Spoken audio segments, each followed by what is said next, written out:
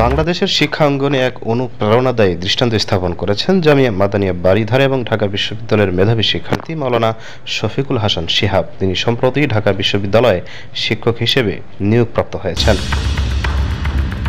কওমি মাদ্রাসা থেকে পড়াশোনা শুরু করে দেশের সর্বোচ্চ বিদ্যাপীঠে শিক্ষক হিসেবে প্রতিষ্ঠা পাওয়া নিঃসন্দেহে কওমি শিক্ষার্থীদের জন্য এক বিশাল প্রাপ্তি। এটি প্রমাণ করে যে মাদ্রাসার ছাত্ররা শুধু দ্বীনি ইলমেই নয়, আধুনিক শিক্ষা ও গবেষণাতেও সাফল্যের সাথে এগিয়ে যেতে পারে যদি তাদেরকে সুযোগ দেওয়া হয়। এ অর্জনে উচ্ছ্বসিত তার শিক্ষক ও সহপাঠীরা।